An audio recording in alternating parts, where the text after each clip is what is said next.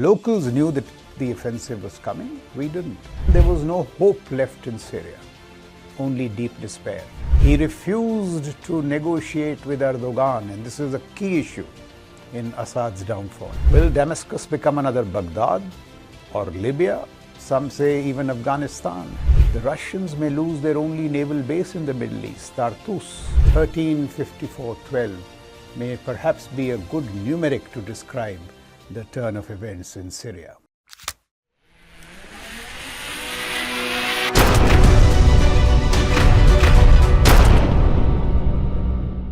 So viewers, namaskar. Damascus has fallen and the former President Bashar al-Assad has fled. How did all this happen? What was the cause and effect? Well, the beginning of the end was a set of peaceful protests that began in Damascus and Dara.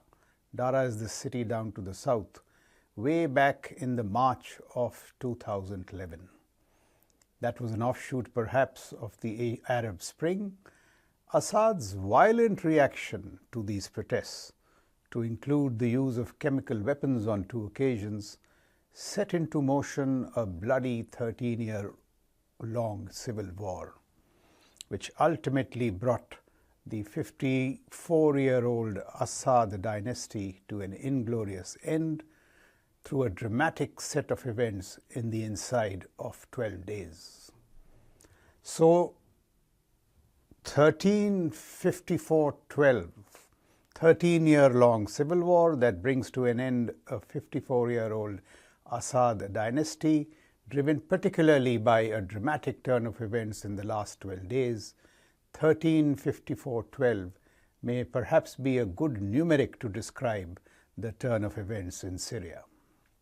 Assad and his family have fled to an unknown destination. News reports now say that that destination is Moscow, where he is being granted asylum, and he of course made an aerial exit. The wider families, the brother-in-laws and sister-in-laws, have taken refuge in the UAE. It has now come to light that the local stakeholders, the regional players, HTS, Turkey, many of the actors in Syria, knew that this was coming. They were not surprised at all. They knew the offensive was coming. It is the international community and the strategic commentariat that was largely caught off guard, me and you. So the locals knew that the offensive was coming. We didn't. What has surprised everyone, including the HTS, is the sheer rapidity of the fall of the Syrian military. Now that, as I said, has come as a big surprise. It also surprised the key benefactor of HTS, which, as is now widely known, is Turkey. The star of the moment, of course, is the head of the HTS, the Hayat Tahrir al-Shams. We spoke about this in the last video. Its leader, Abu Mohammad Al-Jolani. He is the star of the moment.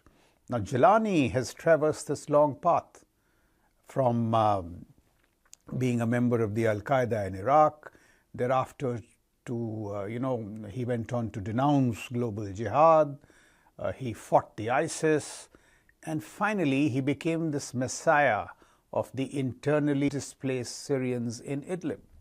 So this large body of Syrians, opponents of Assad, those who were persecuted by Assad, they all landed up in Idlib, and here Jolani became their messiah. In recent times, Jolani made a visible attempt to mend fences with the West. The USA, by the way, still has a bounty of $10 million on his head for all the acts of omissions and commissions in his terrorist past. Yet, it has not targeted him, at least since 2018. They knew he was in Idlib, but they left him untargeted. The HTS under Jolani has been fashioned in recent times into this calibrated, modern military machine. Well trained, I'm told it was training for more than 2 years. It was equipped with assault rifles, with walkie-talkies, night vision equipment, tank brigades, even FPV drones.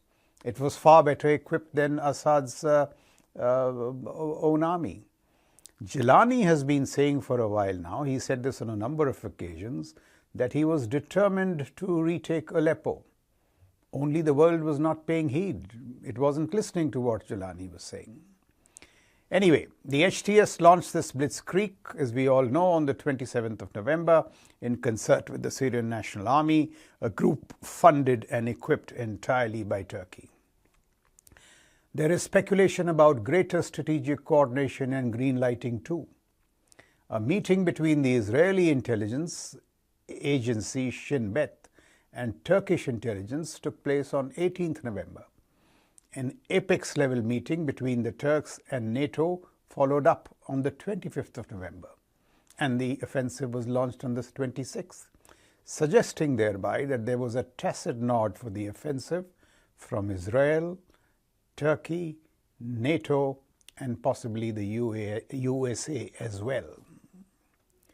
In sharp contrast, I reiterate, Assad's Syrian army simply melted away. Damascus had no money to pay the generals, leave alone the troops. Syrian generals were paid as lowly as $40 a month, even as HTS fighters were being paid $2,000 a month.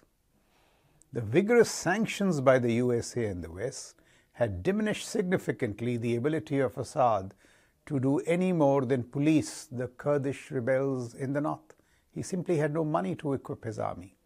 Assad's troops were fatigued, they were exhausted, also rendered hollow by a corrupt generalship. Many of these generals, it is widely claimed now, had been bought out by the HTS. Payouts were made to ensure that Assad's army did not put up a fight at all, and that is what actually happened. The Israeli airstrikes, as we spoke about in the last video, meanwhile had weakened the Hezbollah, one of the principal allies of Assad, very significantly.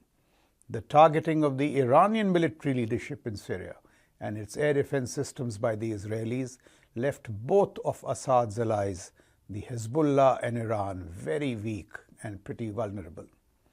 This time around, Russia offered only airstrikes, but the critical land support of the Wagner troops, so critical in the battles of 2016, was not available.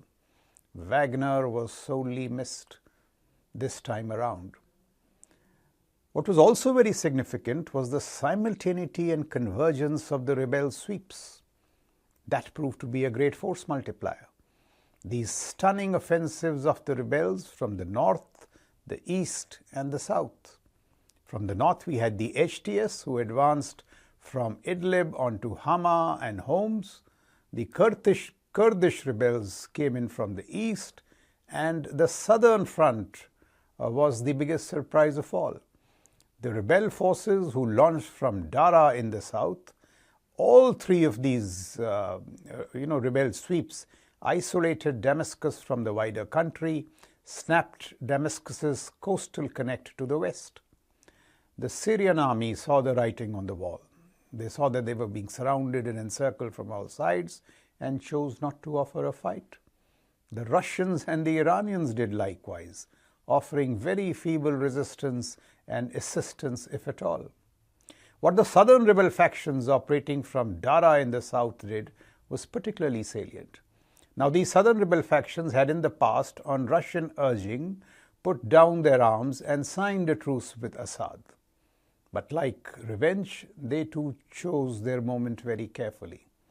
And when the HTS from the north reached the city of Homs, the southern rebels launched an assault on Damascus from the south, completing the encirclement and hastening Assad's catastrophic fall. The overwhelming desires of the millions of internally displaced Syrian refugees must also be acknowledged. These refugees, as I said, were resident in Idlib, and they were dying to return to their homes, to their ghost villages in Aleppo, for instance. Now, this was yet another very significant driver. Their sheer emotion and the craving to return put great pressure on Jolani, the boss of Idlib, and also helped to energize the HTS offensive. That should explain why the HTS offensive was so energized and the Syrian army, the Assad's army, it was, their response was so insipid. What has already happened now, we are seeing that 3,500 inmates of the notorious Sednaya prison, a symbol of the Assad's regime's supreme brutality on the outskirts of Damascus. Now 3,500 of these prisoners have been released. Such prisons were a feature of all districts in Syria. You know, all opponents of Assad were put into these prisons and they disappeared for years. Now this hounding of Assad's opponents by the Assad regime and his intelligence agencies is going to have a grave fallout. What was also surprising was the waning support of Assad's own support base in Latakia.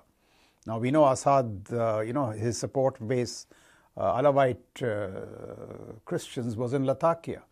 Now the support from that base had also begun to wane and was a contributory factor in Assad's capitulation. Assad realized in the dying days that even his own were not willing to support him. This support base withdrew its support because it did not see any peace dividend. I mean, they said Assad is in power, but what do we get? There are no jobs for us, no livelihoods, no economic prosperity. In sum, there was no hope left in Syria, only deep despair. Jolani was shrewd and astute. Now this is another factor, in the personas, conflicting personas of Jolani and Assad. Jolani was shrewd and astute. He outreached to the Kurds, the Druze and the Christians. He split the pro-Assad minority cluster. Assad had, his support base was the Alawites, the Druze, the Christians. Jolani made a conscious attempt to split this minority cluster. Jolani's public communications were very skilled. His message to the West that he had nothing to do with his parental organization, the Al-Qaeda, or its Syrian affiliate, the Al-Nusra, any longer. In the offensive in Hama, in Homs, the HTS cadres have been very disciplined thus far. There has been no revenge taking on the streets of Aleppo, Hama and Homs, as I said. There has been, some looting of the Syrian central bank and Assad's palace, but by and large, ministries have not been destroyed. What happened in Libya, what happened in Iraq, that has not happened here. Files have not been burnt. So Jolani has been shrewd, his outreach has been wise, and his cadres have been disciplined. Assad, on the other hand, at least in the dying months, was seen to be arrogant and rigid. He failed to make strategic adjustments. He failed to reach out to elements within his own country. His diplomatic outreach was rather poor. He refused to negotiate with Erdogan, and this is a key issue in Assad's downfall. He refused to negotiate with Erdogan despite repeated Russian urgings. In fact, if you watch the recent interview of Russian Foreign Minister Sergei Lavrov on Al Jazeera, I mean, he is bitter and angry with Assad. He doesn't name him, but you can make out from his body language that he simply failed to make any strategic adjustments to negotiate with Erdogan. Turkish Foreign Minister Hakan Fidan, while speaking at the Doha Forum, I think just yesterday, said so in as many words. All attempts to reach out to Assad and talk failed, he said. A major sticking point between Turkey and Syria was the return of the 3.8 million Syrian refugees in Turkey. Now, Erdogan was under great pressure from his political opponents to ensure the return of these 3.8 million Syrian refugees back to Syria. Because there is opposition in Turkey that these, Syrians refugees are, eating up into the economic pie. There are problems of infrastructure, of logistics. So Erdogan wanted them back in Syria. Erdogan wanted them to return. Assad, on the other hand, was vehemently opposed to the proposition. He had his own problems. He said, where is the money? 90% of our people are below the poverty line. Where is the logistics? Where is the money? Where is the economic depth to accommodate the return of these refugees? He also feared that there were jihadist elements within these Syrian refugees who, if they return, would make life difficult for him. So this was one of the key sticking points. No resolution was found, and it ultimately led to the offensive. Even the Russians in private were deeply upset with Assad's diplomatic intransigence. So an aggregation of events and factors led to Assad's downfall. Ultimately, Assad negotiated the terms of the surrender and resigned before fleeing to Moscow, as it now turns out. Well, what are the prospects for peace and stability in Syria here on? What will happen from here on? Well, while there has been public glee at the fall of the Assad regime and widespread celebration by Syrians in many Western capitals, there is equal anxiety about the character of the incoming regime.